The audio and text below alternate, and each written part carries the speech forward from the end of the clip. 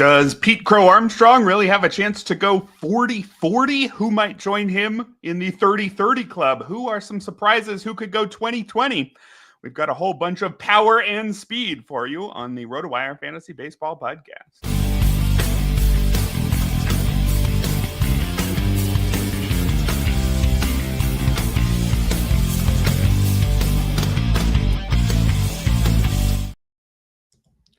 Hello and welcome, everybody, to the Thursday edition of the RotoWire Fantasy Baseball Podcast. Erik Halterman here, back from vacation. Good to be back with you all, and good to be joined today by Brian Entrekin, a.k.a. KC Bubba of the Bubba and the Bloom podcast. Brian, are you feeling powerful and speedy today? Oh, you know me. Speedy's usually not the first thing associated with this frame, but we're feeling powerful, as for sure. So I'll be one of those guys that you have projected hit 45 homers and maybe squeak into 20 steals, and we'll see how that one goes. Yeah, not bad. I think I could probably do that in Little League. I don't know if I can get to 20 steals in Little League. T-ball. I think I could steal some bases in T-ball these days. But we've got a whole bunch of names to get to later in the show. We're going to talk about the players on pace for 40-40. Well, there's just one of those. A handful on pace for 30-30, 25-25. Some surprises who might sneak 20-20. Also, some players who we thought were going to get at least 20-20, if not a whole lot more, like Bobby Witt, who are nowhere near there. But first, want to start with the headlines as always. And we've got a handful of pitcher injuries. Shocker. That's never been the way we've let off the show before. But we got an unfortunate one in the last couple of days. Pablo Lopez out with a shoulder strain, and it's not a very mild one, a grade 2 teres major strain in his right shoulder, expected to be out 8 to 12 weeks. That's a long time. That doesn't give us a whole lot of time for him to come back and help our teams late in the season. Does that mean Pablo Lopez in leagues without an IL? Is he almost an automatic drop? Yeah, when this news broke late last night, I was in the Bubba and the Bloom Discord, and I mentioned flat out, like, this is a drop for me. At best, you're thinking 2 months. At worst, it's probably 3 to 4 months. I read somewhere this morning that it's similar to the Joe Ryan injury last year. Now, Joe Ryan had his injury in August, so he didn't have enough time to get back, but no surgery was needed. He's pitching great now. So I guess it comes down to, do the Twins rush him back in 2 months and maybe risk something else? Do they let him just relax and get back to his form for next? There's a million questions. Obviously, we don't know those answers. But for me, to your original question, yes, I'm dropping him. I guess it sucks, but that's the reality of the situation. It's David Festa season for now. Right. David Festa is going to finally re-enter the rotation. Also, Zebby Matthews' spot in that rotation seems very secure going forward. How excited are you for those two guys?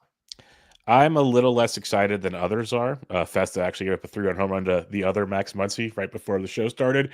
So it's a little rocky there in Sacramento. But it's a combination of, can they go deep enough into games? Like, Matthews had the 1 7-inning start, but we know Rocco and company want to definitely kind of keep them in check, pitch count wise, innings wise, and neither one has really showed a great, K to walk percentage. That's one of our favorite statistics on Bubba and the Bloom, and neither one of them are dazzling with that. So for fantasy purposes, I'm not overly excited right now. All right, fair enough. I definitely think there's talent with both of those guys. Agreed. But, agreed. Yes. You need talent and you need fantasy-friendly usage. And if we're not getting that, then we do have to keep the interest a little bit muted. Another pitcher injury to talk about here, Hunter Green, back on the IL with groin issues again. And man, I drafted an uncomfortable amount of Hunter Green this season, and I was very prepared to get my comeuppance when his arm blew out in April, but that didn't happen. And yet still, it's not really going the way I wanted. He's still having trouble staying on the field. It's his groin.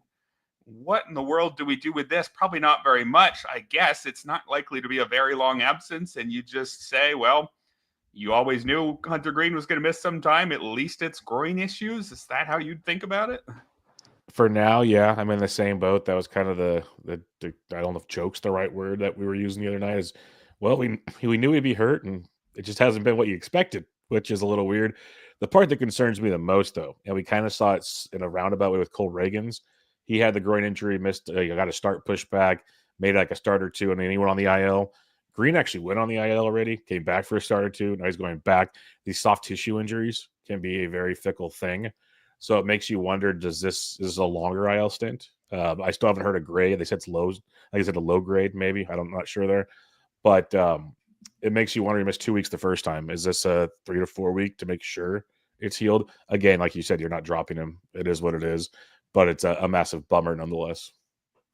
Yeah, I would imagine the Reds definitely want to get it right this time. You don't want him pitching at, 85% and then doing something with his arm to compensate for his groin issues or something like that. So it makes sense to be cautious. But man, this is not exactly how we predicted this one to play out for Hunter Green, even though it sort of is. Another pitcher injury to deal with here, Brandon Woodruff. Now, this is a rough one. He was working his way back finally from a more than a year-long absence due to shoulder injuries.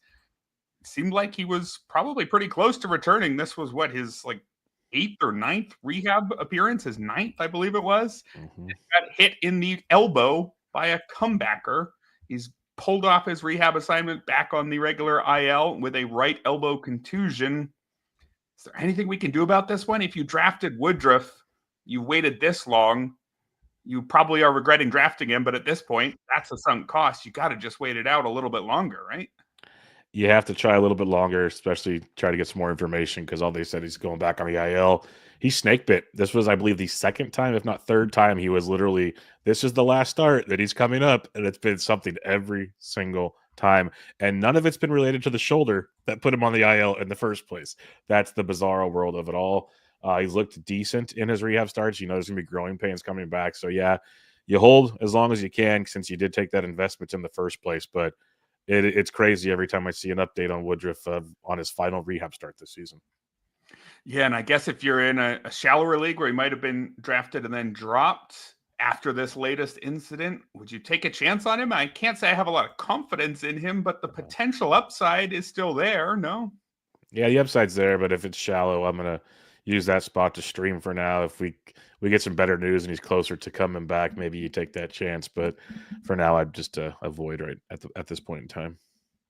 All right, continuing our tour through pitcher injuries, we've got a setback, I suppose, for Aaron Nola.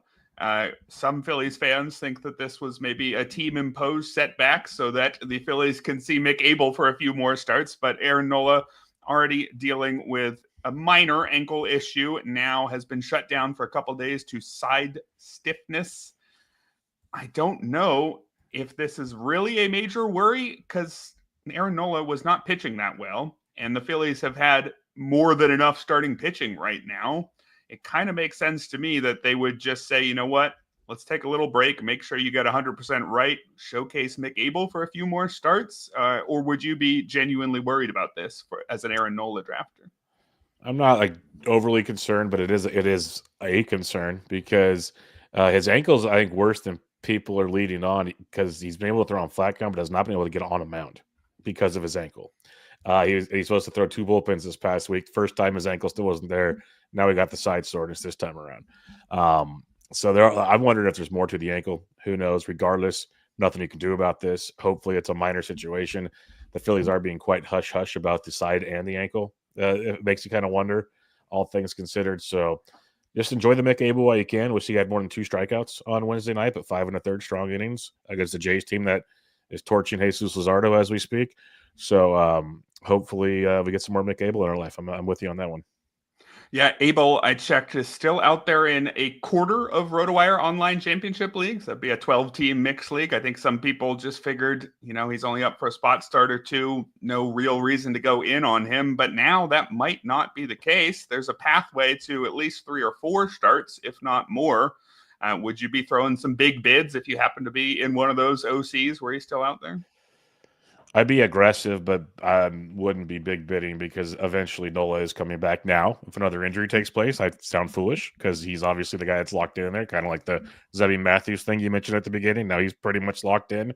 Locked in Mick Abel, I like a lot more than the Twins options, to put that into context as well.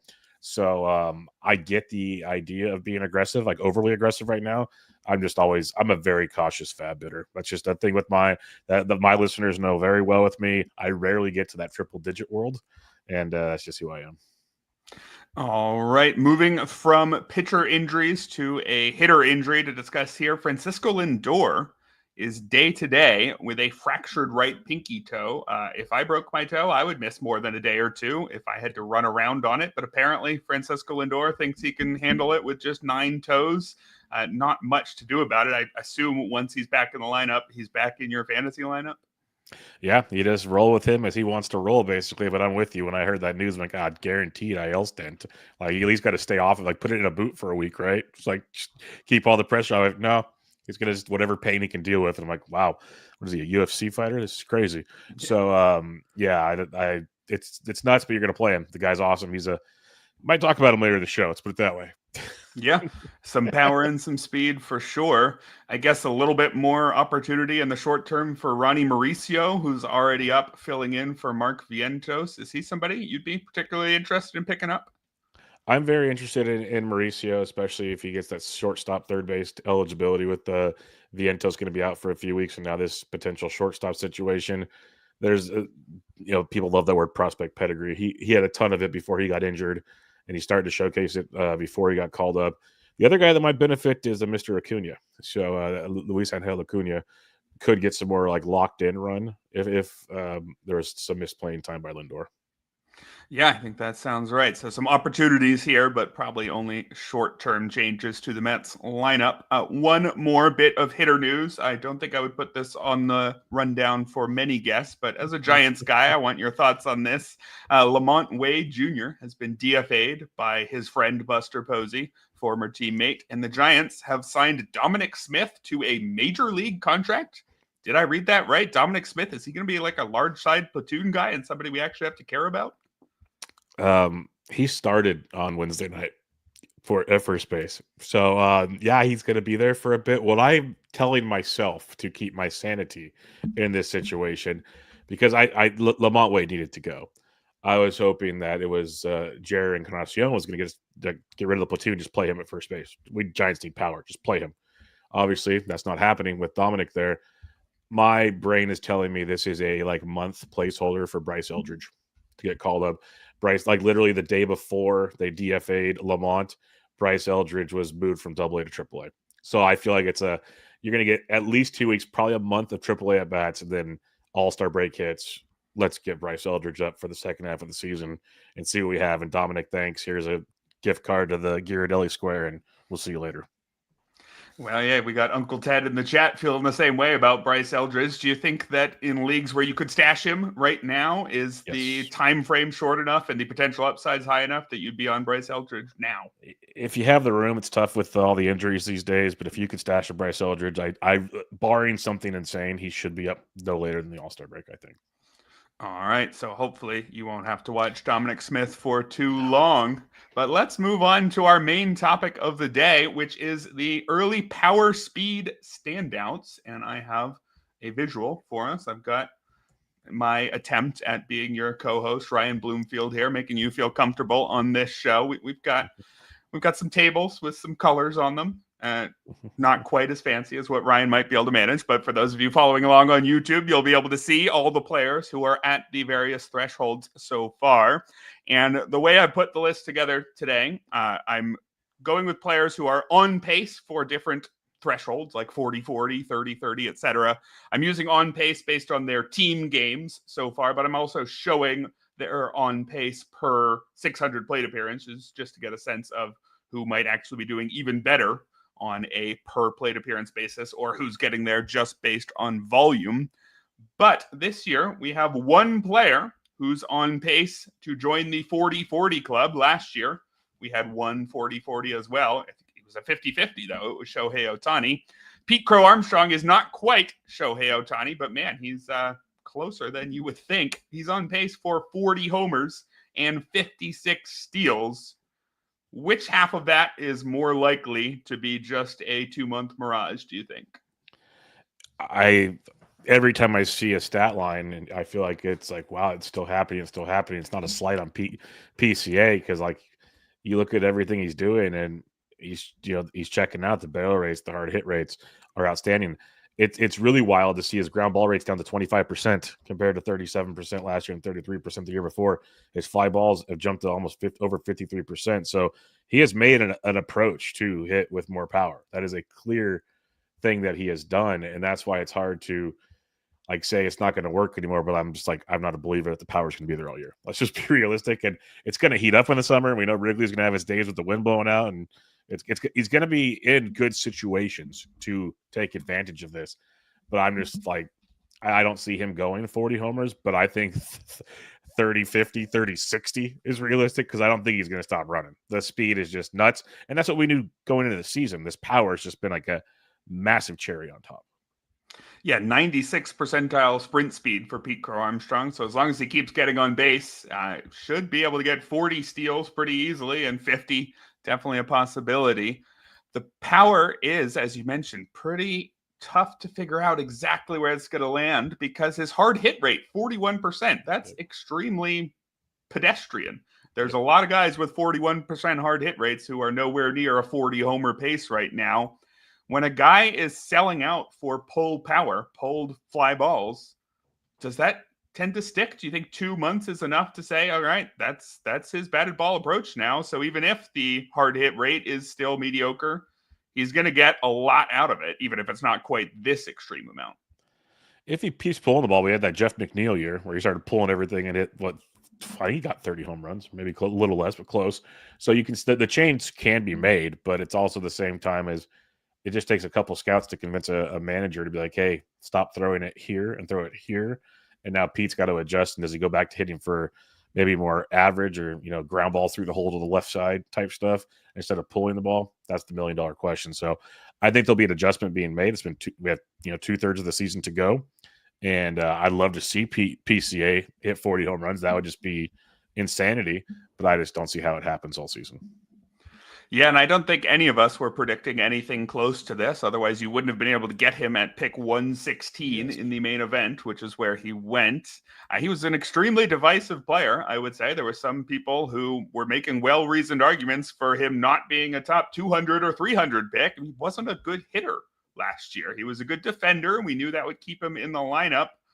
But it was looking like one of those guys who might just have to volume his way to a good amount of steals, and that was it.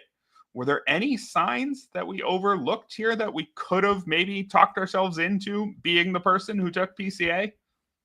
No, I was always thinking, okay, he's like a 15 home run guy. The 30 plus steals I thought was definitely a thing. The batting average I thought was going to be a massive sink. I thought he was going to, because the swings and misses were just, it was pretty glaring, and given it was an early go, and he was only striking out 24%, which is not bad. But he just kind of looked overwhelmed at the plate. We saw the BABIP. I guess BABIP's only 30 points higher this year, which is crazy, thinking how much the improvements have been made. But I just wasn't a believer. Like what we saw last year, the 10 homers, the 27 stolen bases, the 237. Like, okay, so he improves a bit. He hits 250, 15, 35. I'm like, okay, that's reasonable. Very fair. Did not think this was taking place. And if you even look at the rest of the season projections, like they got him hitting like 255 with 13, 14 more home runs, but 25 more stolen bases. So they're kind of on board with what we originally were thinking, not so much what the 40, 56 looks like. Yeah, I'm just taking a look at his ATC preseason projections. They called for 14 homers and 31 steals. Well, he already has one more homer than that, and he's 10 shy of the steals. So crazy. What a first couple months for Pete Crow Armstrong. But let's move on to some of the other members of the On Pace 430-30 club. Last year, we had Jose Ramirez and Bobby Witt Jr. were the only two, I guess, beyond Shohei Ohtani who were in this club. This year, we've got 5 more who are on pace for it so far. Let's group 3 of them together because I think they're less of a surprise. Fernando Tatis Jr., Kyle Tucker, and Jose Ramirez. I think Tucker and Ramirez, you were expecting 30-30 or at least hoping for. So I don't know if there's too much to say there. But Tatis, I guess, this is somebody who has certainly been at this level before, but his 12 steals this year already won more than his 11 last year. Looks like Fernando Tatis is fully back from the period of his career where he was still trying to figure out who he was after that suspension and all the injuries. Yeah, that's the biggest thing with Tatis. That was like the talking point all draft season is skill set, the next Ronald Acuna. That's how he used to be drafted. Like he's 40-40. He's this dude. It was the steroids. It was the constant injuries between the shoulders and everything else. And that was always the $1 million question. And he could still get hurt for all we know. Like it's still a long ways to go. But a healthy Tatis is one of the better offensive, if not best offensive players in baseball. So, yes, if he plays all season, he should definitely be in this club, and he might go on a heater, and he's in the 40-40 conversation before things are all said and done. And honestly, no one should be that surprised. Yeah, I think that sounds right. Just looking at some of his underlying numbers, he actually has his lowest fly ball rate of his career, 30.6%. That's a bit of a surprise, but he's making more contact than ever. He'd never previously been below a 22% strikeout rate. He's at 17.8% right now. It's a guy who's just 26 years old. So some growth like this was always, I think, possible for Tatis. I think I could see that sticking around. Yep, 100% with you. I think there's definitely a chance that he's still very young. He's been up for so long, but still very young. And if that offense ever started clicking, he could benefit. But as a whole, that team's not playing well at all.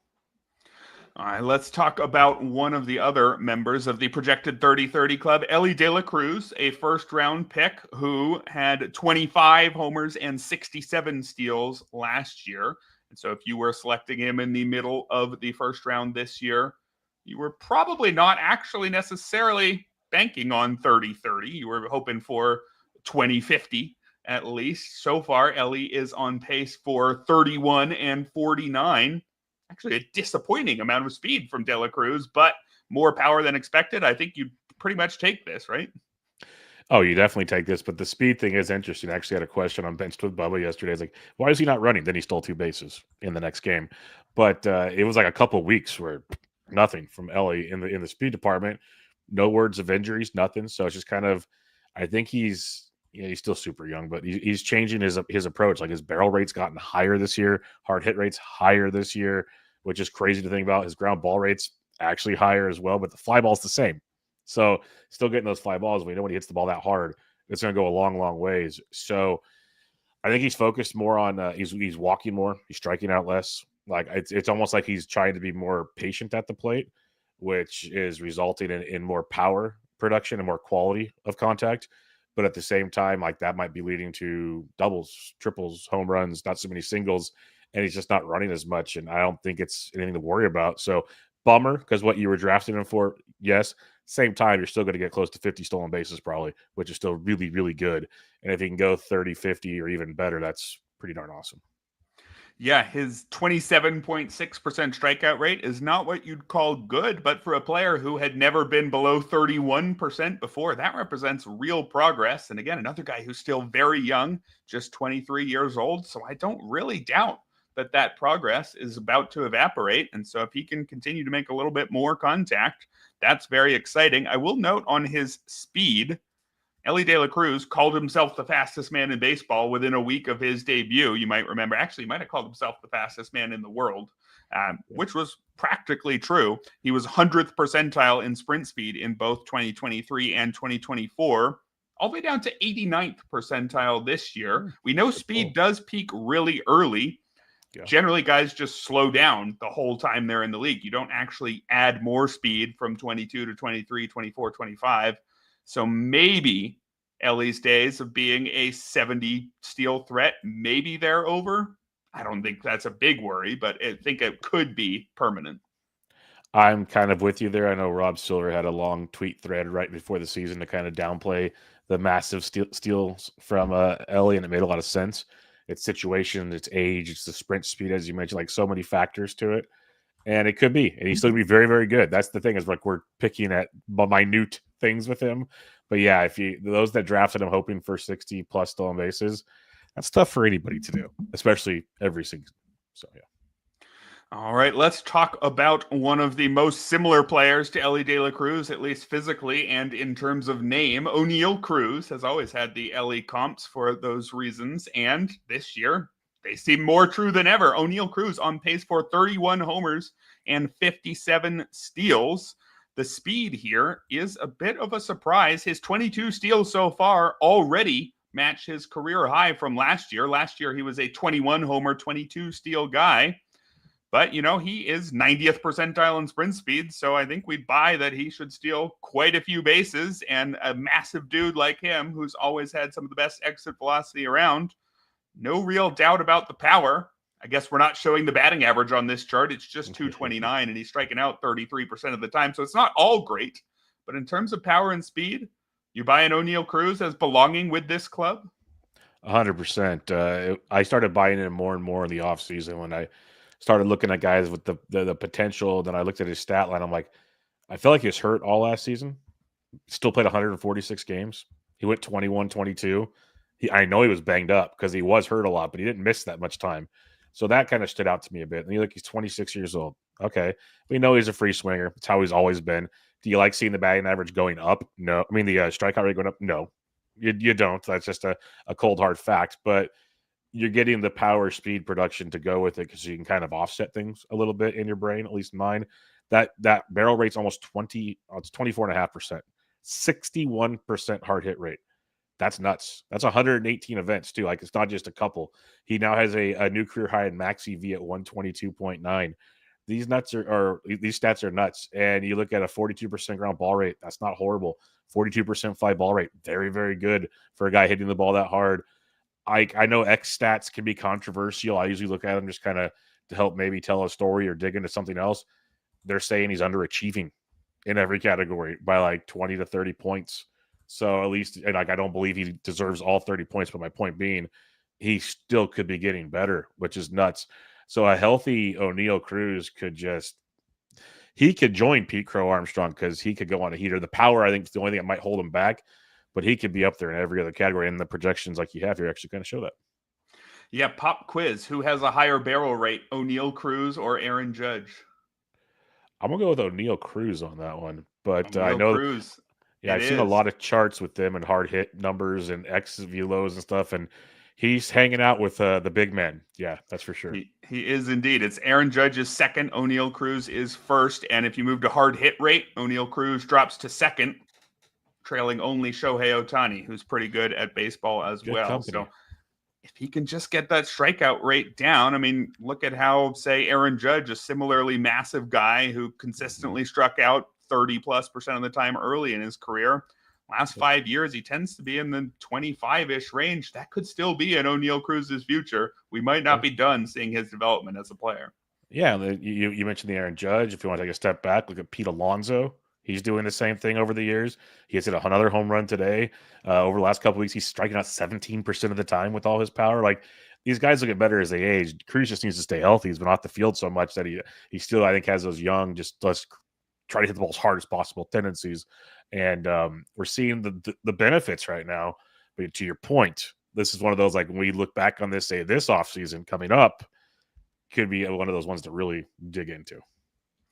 All right. So before we move on to the next tab, do you want to make a prediction here that we can look back on at the end of the season? How many of these guys do you think will indeed finish in the 30-30 club? J-Ram will.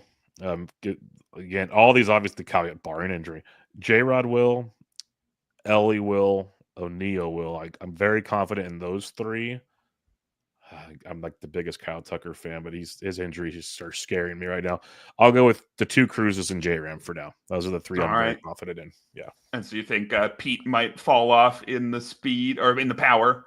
In the power. Tucker and Tatis might just come up a little bit short on both. Yeah, just another IL stint or something kind of knocks that back. Because to get these numbers, you have to run pretty pure for like 145 to 50 plus games. Yeah, I think that is fair to say. All right, let's move on to the guys currently on pace for 25-25. We've got 7 of them here. Last year, we only had 2 more in this club, Ellie De La Cruz and Francisco Lindor.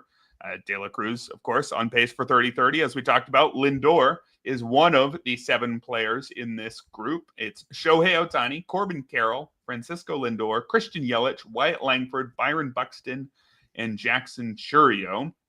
Let's go through these top few. Shohei Ohtani, not a whole lot to say here, other than the fact that his speed is way down from last year, nowhere close to 50 steal pace. That probably shouldn't surprise us. Not that we're going to complain about a 60-29 season that he's on pace for. Yeah, agreed. I think we all kind of expected a little step back there. I know they said when he had that shoulder injury late in the season that they didn't really want him running a lot to begin with. So you should have kind of known that was coming. Still phenomenal. It's one of the best. The unicorn, as I call him. He's just amazing. So, yeah, it is what it is. But that's should have been kind of expected. What I definitely did not expect is Corbin Carroll's season so far, selling out contact for power, and it's working, but it's also meaning he's, I guess, skipping first base too much. He only has 10 steals so far. This is a guy who stole 54 bases a couple years ago. I really thought Corbin Carroll was on the Trey Turner sort of pathway, where he's definitely a first rounder, but it's more through decent power and great speed.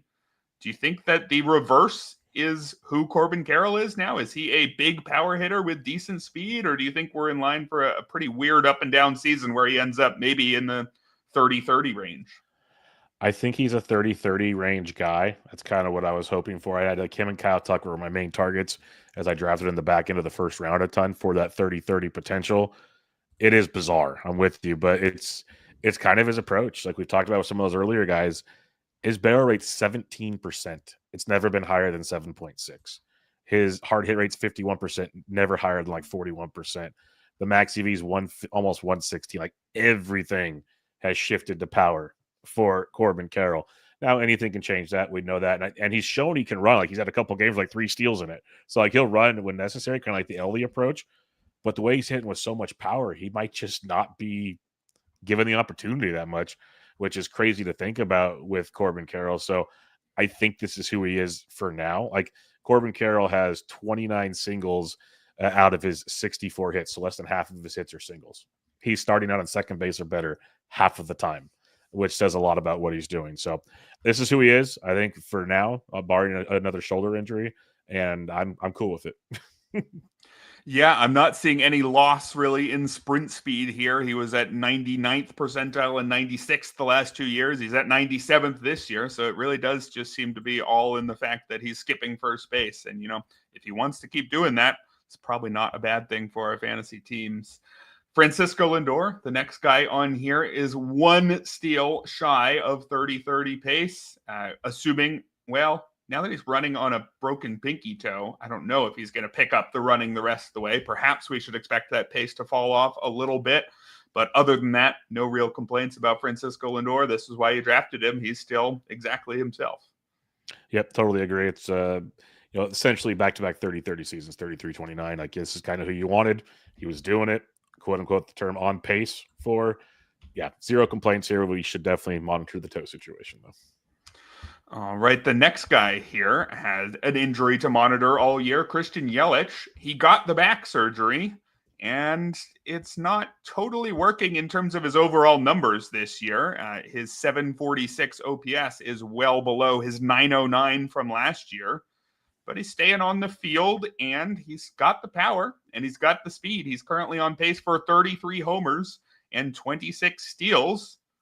You buying it? You think Christian Yelich can keep it up and maybe even threaten 30-30? I think the 25-25, it's tough with him because that back is a fickle thing. I think 20-20 for sure. 25-25 is reasonable. 30-30 is going to be tricky, if that makes sense. One thing that I'm wondering about Yelich and that injury is, did the back recovery take longer? Did he need confidence in it? Because the start of the season was horrific, like very, very bad. The last 2 weeks, he has 6 of his 13 home runs. He's hitting .429 with 2 stolen bases. Like all of a sudden, we're seeing a new Yelich at the plate again, kind of like the one we've seen before. And that makes me wonder if I'm not thinking we're going to get a .429 guy hitting 6 homers every 2 weeks the rest of the way. Not crazy there. But if it was more of a confident / fully healthy situation, well, maybe we do have 30-30 in line because he's only hitting 237. This guy usually always hits 260, 270 or better. So if we get him back up to the 260 average, all you really need is another 15 homers and 15 steals. You're at least at 25-25. Very doable. It's just health. 100% health with Yelich and always has been. All right, let's talk about Wyatt Langford, the next guy on the list here, who you could say is not actually having a great season, at least in terms of his numbers at the plate. He's slashing 236, 315, 446. It's good for a 114 WRC plus. I mean, that's not bad, certainly, for just a second-year player. The strikeouts are up to 25%, and they were about 20.5 last year. So in some ways of looking at Wyatt Langford's season, he's not quite doing everything you hoped for. But in other ways of looking at it, he's on pace for 29 homers and 29 steals. Very believable that he could get to 30-30 this year. So What do you make of Wyatt Langford? Is this the step forward we were hoping? Is this a sideways step? What's going on? Kind of a sideways step. Like I think we all thought he was 2020, 2025 type guy. We also expected better batting average from him. And you look under the hood, he's got the better barrel. He's got the better hard hit. These are all great, but you also look like, your O swings, your contact rates, all that pretty much in line from his first go around with the big club. I guess what we got to really sit back and think with Wyatt Langford is he's still just 23 years old. This is still technically his second go around in the bigs, but 134 games last year, 16 homers, 19 steals, hit 253. So I think there's a lot to like here. I know he was battling an injury early in the season, that oblique situation. So maybe he's just still kind of shaking the rust off of that one. But the skills still look very good, and maybe even you could say slightly improved. So I do believe in this. I know Wyatt Langford was a polarizing draft target, but I think 25-25 is very much in the range of outcomes for Wyatt Langford. And I could see him also hitting a hot streak and getting to 30-30. Like he's one of the 2 or 3 guys on this list I see going 30-30 probably. Yeah, and if you look at it on a per plate appearance basis, which I have on those 2 rightmost columns there, per 600 plate appearances, he's on track for exactly 30-30. Same can be said for Byron Buxton, who has 10 of each so far. I think if you were banking on 600 plate appearances for Byron Buxton, that's a little greedy for a guy who last reached 400 8 years ago, but he's been healthier than expected, we can say, even with an injured list stint already. He's only played 46 games. But if you had faith in Byron Buxton as a later pick, because you didn't have to invest that much in him, certainly he's paid it off so far. Do you trust this? Obviously, we don't trust him to stay on the field, but do you trust the performance? Healthy, yes. Healthy-wise, yes, because we've seen this even in the past couple of years. He just doesn't stay healthy. But we've seen the power improve. He sprinkles in a couple steals here and there. Doesn't hit for batting average. It's exactly what he's doing this year. The increased steals this year, let me take a step back. Don't agree that that's going to stick for Bucks. That's where I figure like between that and playing the outfields where he gets hurt. So that's why he DHs more often, hopefully. But he's playing great this year. There's no denying it. Like what he's doing checks out.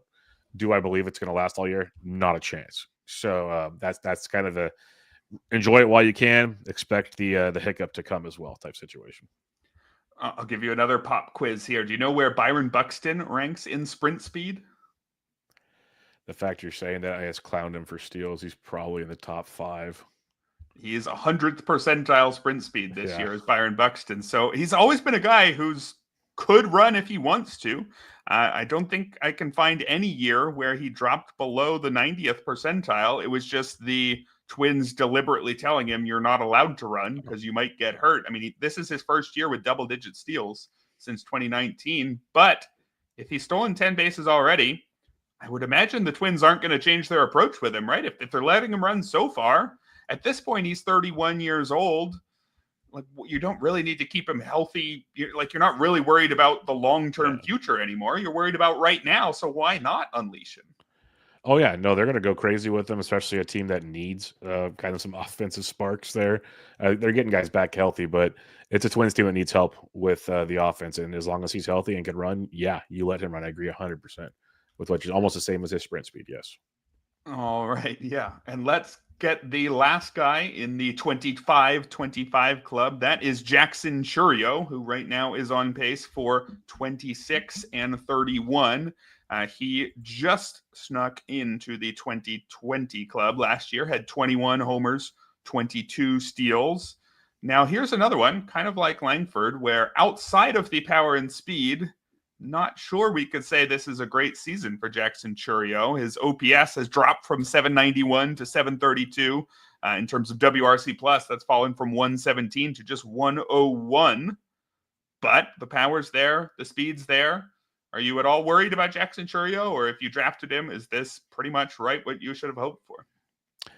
You would have hoped for more, but I'm not worried. This is a young ball player again, just turned 21 after all. Struggled tremendously to start last year, then had the second half that just tore the roof off the place. I think this is the closest thing we're going to see to Ronald Acuna in the coming years. Like that just monster at the plate. He's got the skill set for it. I think a big second half's coming because he's been showing some good signs the last couple of weeks. Like, hey, here he is. He's doing his thing. So it's not what you wanted, but you also have to know these with these young players, which is a trend. Him, Langford, some of these other guys, there's going to be growing pains in their second years.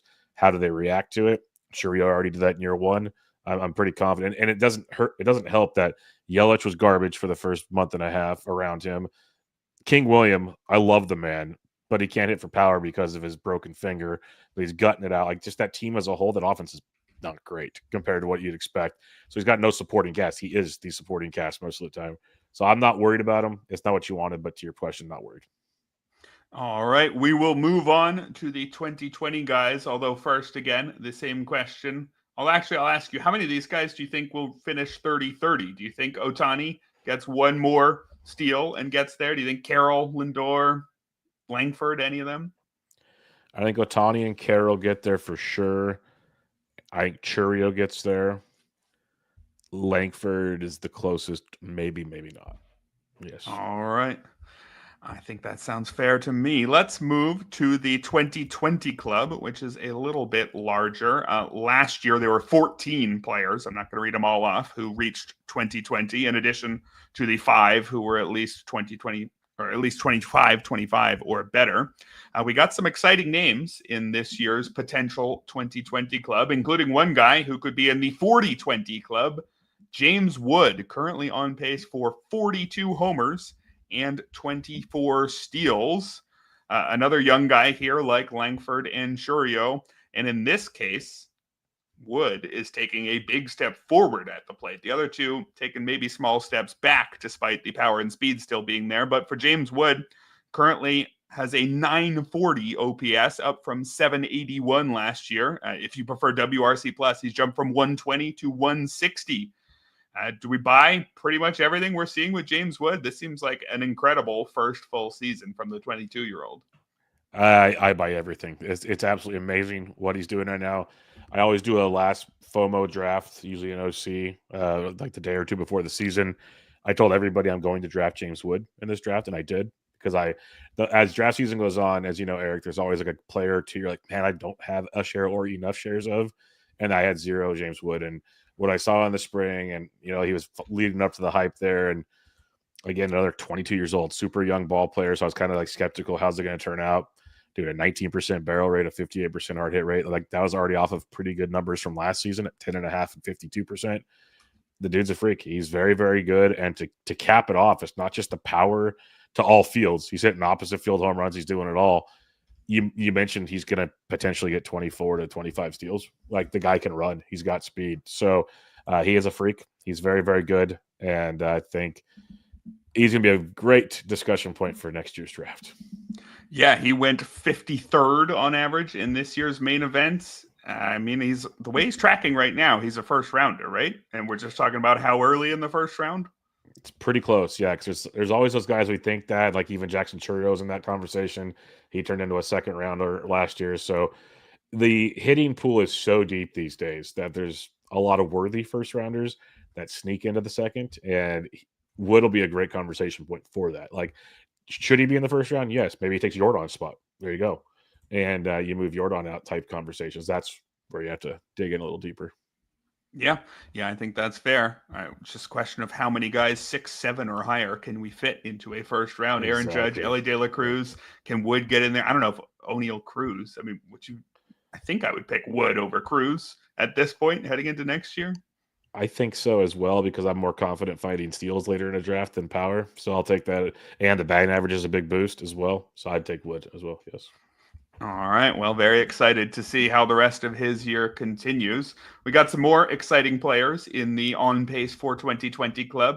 Julio Rodriguez, you might have expected a little bit more from him, but I guess this is part of the point of Julio Rodriguez is even when he's not quite everything you want him to be, he's still at least a 2020 guy, if not more. But this is the second year in a row where the overall batting line is not that special. And in fact, it's a 4-year downward trend. The OPS from 853 to 818 to 734 and now 732. If that's all Julio Rodriguez is at the plate, are we not talking about him as a first round candidate next year, despite the power and speed?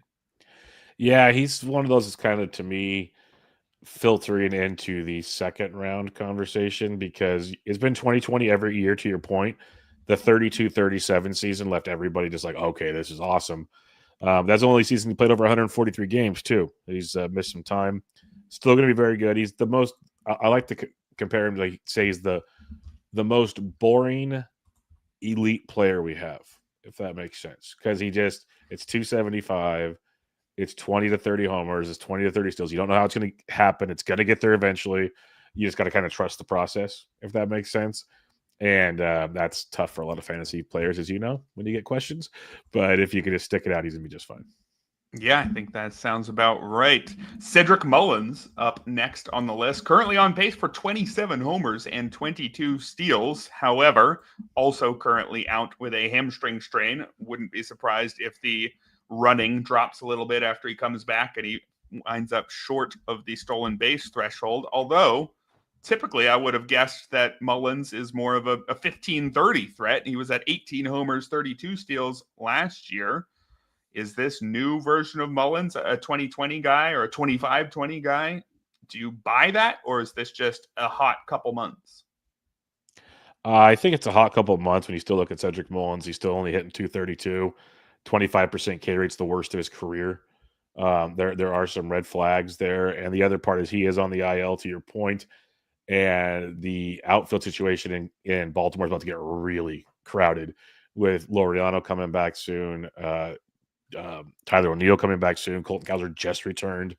There's a lot of moving parts there in Baltimore, and Cedric could lose playing time. There's trade rumors with Cedric, the injury, to your point. There's a lot of factors that I think there's going to be a little regression coming his way. Yeah, I think that seems fair, but hey, good to see him getting back on track, even if we're not sure where the season end numbers will look like. Next guy here, Zach Neto, is on 2020 pace, just looking at his team games. But that's if you look at it on a per plate appearance basis, though, he's well above that. Per 600 plate appearances, he's tracking towards 32 homers and 26 steals because, of course, he missed the start of the season returning from surgery. Zach Neto has been everything his backers wished this year. Although, again, that's just in terms of the power and speed. The strikeouts are way up. Are we at all worried there, or is this a pretty unequivocally positive start to the year for Zach Neto? To me, it's a very positive start. He's being much more aggressive, it feels like, and that's at least attacking the ball with more power. The strikeouts are up, but it's a lot of he's taking 21% strikes compared to 16%.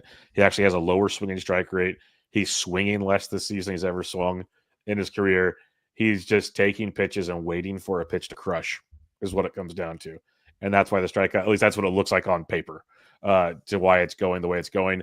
The fact he has 10 homers and 8 steals after missing over a month of the season is nuts. I've always been a gigantic Zach Neto fan. The injury kind of made things a little timid for me this season. I'm mad at myself for that. He is a 30-30 talent. He is that darn good. It's just a matter of, can he do all that after missing a month of the season?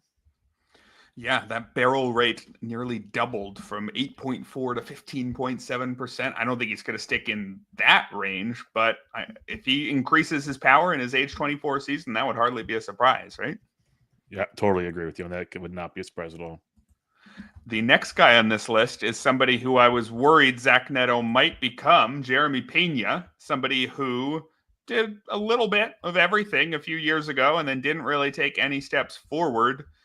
His peak was a 22 homer, 11 steal season as a rookie, or maybe a 15 homer, 20 steal season last year. Well, he's currently on pace for 24 homers and 27 steals, and he's also hitting 312, slashed his strikeout rate all the way down to 13.6%. And that's actually a pretty consistent trend here. It went from 24 to 20 to 17 and now 13.6. Real progress for Jeremy Pena, who's looking like quite a well-rounded player. You buying it? I am. And to your point, it's the well-rounded part that I like to see.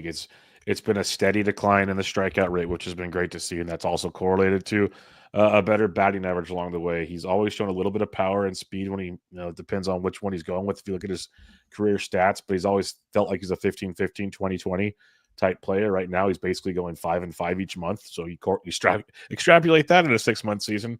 That works out pretty well for you when all things are said and done. But you just look at his OBP skills, his slugging percentages, his OPS throughout the years. There's steady improvements, to your point, which is what we want to see.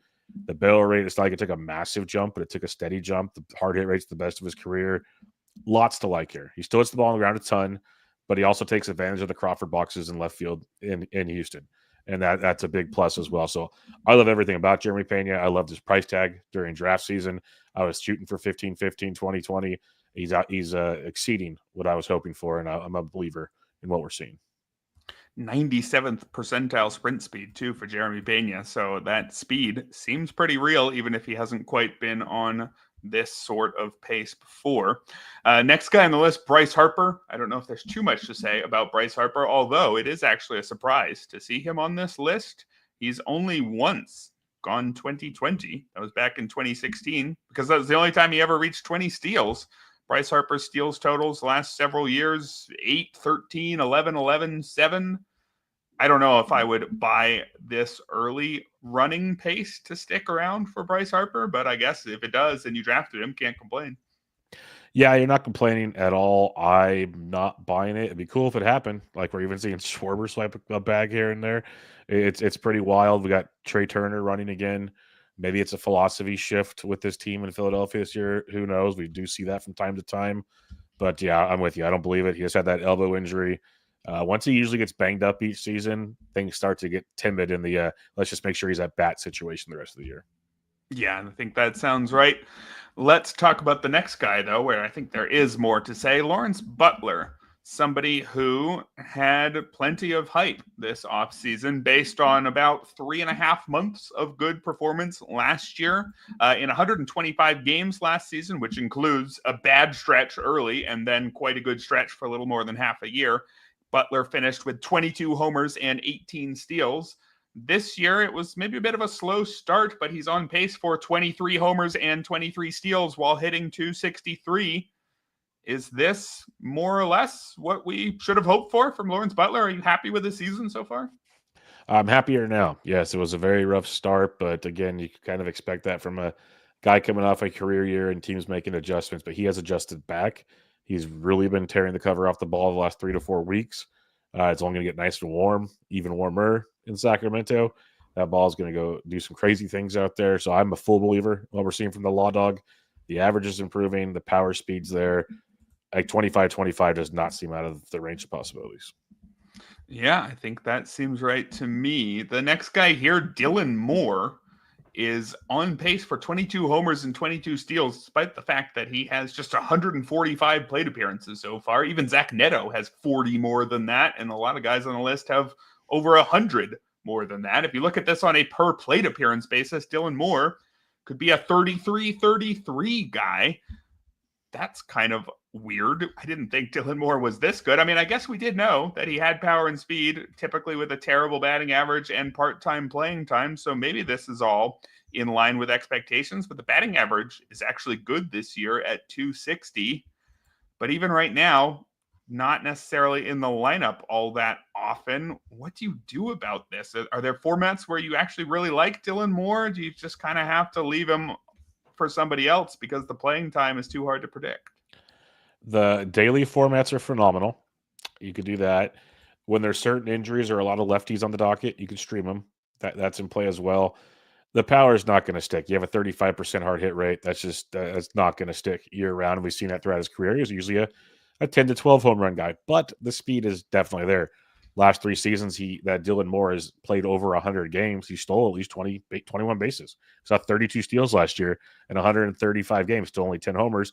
Doesn't hit for a good average and strikes out a ton. He's striking out 29% this year, right in line with his past seasons. So that home run to fly ball, the home run jump is quite crazy, and it jumped to a 20% home run to fly ball, best he's had since 2020. So I think he's very skilled. I think he's a very good utility player, great for daily formats. Speed is legit. Power, congrats if you somehow benefited from those 8 on your rosters, but you might only have like 4 more to go. All right, fair enough. So maybe Dylan Moore is more somebody to trade away, less of a trade target here. If you're trying to help homers and speed, you're trying to sell him based on the early power standout. Let's talk about the next guy here, CJ Abrams, who was quite a divisive player in draft season based on the way his year ended last year. You never really want to take the guy who was optioned for being out way too late at a casino the night before the game. Doesn't necessarily bode well for his focus and his future development, but hasn't really seen the downsides this year. It's been a pretty good season for CJ Abrams. He's always been a 20-30 threat, and he's right in that similar range right now, on pace for 21 homers, 29 steals, and the batting average is decent for the first time. He hit 245 or 246 in each of his first 3 years, remarkably consistent there, but he's up to 267, and actually the expected batting average all the way up at 287. Is this some real development for CJ Abrams in his age 24 season? Yep, and you nailed it. The age 24 season. It's another player we've seen some nice improvements in recent years. Last year, shenanigans aside, but he basically missed 20 games last year compared to what, 15, 20 games. Still finished 20-31, hit 246. We're seeing a drop in his strikeout rate to 18.7%, which is great. We've seen the improvements in the barrel and the hard hit rates, the things we're looking for. The ground ball rate's gone down 4%. So he's hitting more line drives and fly balls. The skill set's never been a problem with him. It's been the consistency and the, I guess, get right between the years when it comes to CJ Abrams. And the little timeout last year hopefully did wonders for him because he's playing just fine. And I was still drafting him pretty regularly this draft season. Yeah, I thought that he probably was still a high floor unless, he just completely proved that he couldn't handle being a professional baseball player or something like that. There was a 2% chance that late season incident was going to lead to a whole lot more, but barring that, the skill set, there was really not much to complain about with the age as well. So really good to see that development here. The final guy on pace for 2020 is Jordan Beck, who has had an up and down season. Literally, he's been sent down and called back up already this year, yet he's on pace for 21 homers, 21 steals. He's hitting 254. Definitely a Coors aided 254 because he's striking out 29% of the time. But is this the Nolan Jones / Brenton Doyle of the year in the Rockies? Is this going to stick around for Jordan Beck? He's a tough one.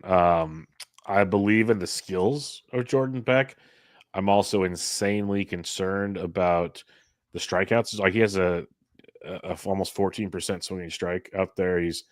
His contact rates are not ideal. His just overall contact 71%. These aren't things. His O contact's 50%. These are things you don't want to see from a potential 2020 type guy, but he does have the skills to be 2020. That's why it's hard to say no. He's very much a tough situation there. If the Rockies don't send him down again and they just go, screw it, we're going to win like 12 more games all year, let the kid figure it out, he probably stumbles into 2020 because his skills are that good. There's just a lot of things that make you think a massive slump could send him to AAA. Yeah, I think that sounds fair, but the kind of guy you want to have on your roster as long as he's on the Rockies roster. Don't trust it, but the production's there. That is all the players who are currently on pace for a 2020 season using their per team game pace.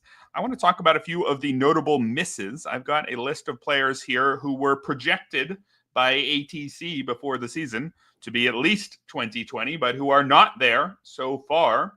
Bobby Witt Jr. at the top, and this is a pretty notable one because he was the number one pick for a whole lot of people this year. Seemed like a lock for 30-30 with a good average, and yet he's on pace for 1953. The speed very much still there for Bobby Witt, but what's going on with the power? Why is he only on pace for 19 homers? Yeah, it's pretty crazy because you look at the quality of contact, it's just fine. Fly balls, ground, it's all just fine. It's the home run to fly balls massively down. It's a 5% drop in home run to fly ball. If that was back to normal, we probably wouldn't even be having this conversation. So for me, I'm just kind of like digging into everything looks the same. This is wild. Maybe it's unlucky. Maybe it's Kauffman Stadium. That's been a thing of the past. It is cold in the first few months of the year, so maybe he goes through a hot. He had a major, remember that second half right after the All-Star break where he just went nuts last year to really catapult thing. This isn't what you drafted, but it is what it is. Like, looking at Bobby Witt, he's still playing really good baseball, and I wouldn't be shocked if, when all things are said and done, he's still at least 25 homers, if not getting close to 30. So I doubt that he'll be somebody who anybody's really trying to trade away. But if you had the opportunity to buy low, sounds like you'd be fully on board with that. All over it. Yes. That sounds right to me. I don't think I would necessarily buy low on Ronald Acuna Jr., the next guy on the list here. He is on pace for, well, let's use his per 600 plate appearance numbers because he's barely played this year, returning from his second serious knee injury. He's on pace for 39 homers per 600 plate appearances. He's also on pace for 0 steals. You're going to take the over or under 0 steals the rest of the way for Ronald Acuna? I'll take the over. It's a tough call. I think I'll go on a lean here and take the over. But honestly, if you said over under 12.5, I think that's a fun conversation because I don't see him running a ton. I really don't. I think they're going to take it super cautious, just like they did the first time he had a knee injury. Like I think this is. I tried saying it all draft season. Like I love Ronald. Next year's maybe the year I'd be more interested than this year. Yeah, and I think some people were thinking, all right, yes, he's going to run a lot less than he does when he's healthy. But remember, he can steal 73 bases when he's healthy. So we chop that in half. We're still going to get 37, 38. The thing about speed and steals is so much of it is about intent. And the intent can evaporate completely like it has so far. So I'm with you. I'd take the under on, I think, 12.5. I mean, maybe we look at this in a month or two and suddenly he gets the green light and he's running on a similar pace to not his 73 steal season, but maybe his 29 steal season or something. But this should have been, I think, in the realm of possibility for what you could have expected to happen if you were willing to draft Ronald Acuna. Definitely. Trey Turner, the next guy here, he was projected for 2020, and actually he's not too far from it, so maybe we don't need to spend long on him. The power is dropping for Trey Turner. He's only on pace for 19 homers, but 43 steals still there. I guess we could say it's a more or less a push for Trey Turner this season. Yeah, the speed's coming back this year. The power's dropped a little, but he's been pretty hot the last couple of weeks. Like it's a push. He should find his way to 2020. And Jazz Chisholm, the next guy on the list here, but he's only trailing expectations due to injury. I don't think we're too worried about him now that he's back on the field. That's the yearly conversation. If healthy, he's amazing, but we've already answered the not healthy part of the season. Unfortunately, yes. Luis Robert Jr., though, I think he deserves a little bit more of a look because what in the world is going on with him? Did he forget how to play baseball? He has a 553 OPS this season. He has hitting 177. Somehow he has 21 steals already, which puts him on pace for 55, despite the fact that he's getting on base at a 266 clip. What in the world is going on with Luis Robert Jr.? I mean, to see it in some formats that don't care as much about speed, he's got to be a drop in a standard 5x5. What in the world do you do with this? I'm benching him as long as possible and hope he gets traded. Like I part of me wonders if he's just bored. Like I think it's a bad answer, but he's too young and too talented to have this big of a drop off unless he's actually hurt again. I thought it was kind of ironic when he sat the last 2 days because they wanted him to get his mind right, and then ahead of Thursday's game in batting practice got hit in the head. So I guess you just can't make this stuff up. Maybe it needed a little, jarring his. That's what I'm saying. I'm like they took it seriously. They took it seriously. Let's get his mind right. But he's too talented. The point we do have 5 homers, the 21 steals, like it's there. I have no great answer to what is going on with him. He's still super young. It makes no sense at all. All right, we got 2 more guys on the list here. Randy Arozarena was supposed to be a 2020 guy. He's not far from it. He's on pace for 1924, but I do have to note he's hitting just 217. This is after he hit 219 last year. Yep. The strikeouts are up all the way to 29%, which is not a surprise for a player who's moved to Seattle. How worried are you about Randy Arozarena? I mean, he's still a power speed guy somewhat.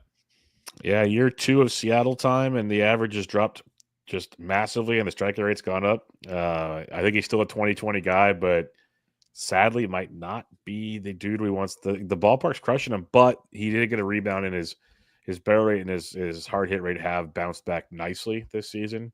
So maybe things do improve, but that ballpark is crushing him. I'll say that much.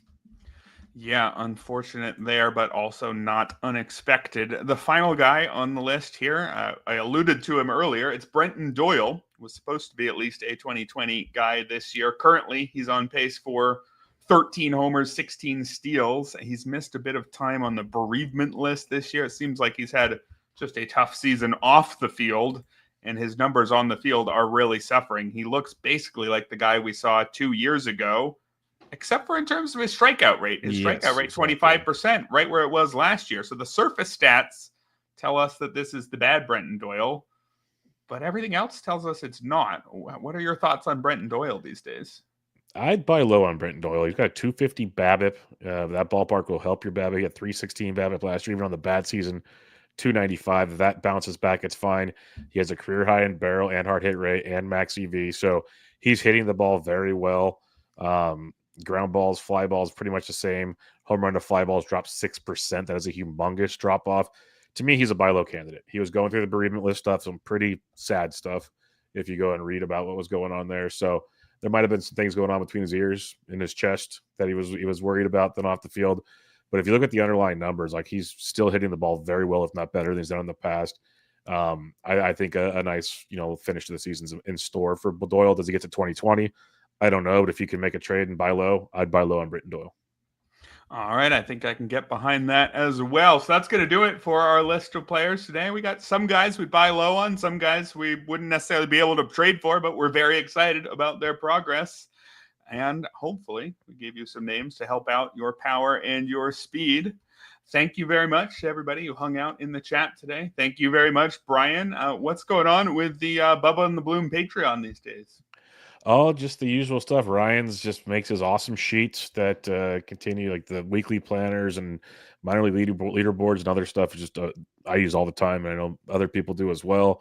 I bring out news and notes 5+ times a week, plus the Fab column over the weekend, and we got the Discord, which is always busy and entertaining. So a lot of great stuff over there. We're thoroughly enjoying it and appreciate all the support we've gotten so far this season. So it's really cool. And plus, you get the 2 shows a week for free and other goodies. So, Bubba and the Bloom, we're always thinking of ways to make it bigger and better, and we're already planning some FPAS stuff. So, we're looking forward to it.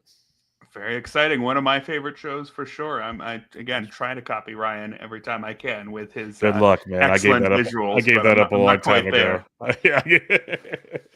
All right. Well, that's going to do it for today's show. Thanks again, Brian/KC Bubba. And we will be back tomorrow. It'll be Todd and Clay with 2 start pitchers here on the RotoWire Fantasy Baseball Podcast.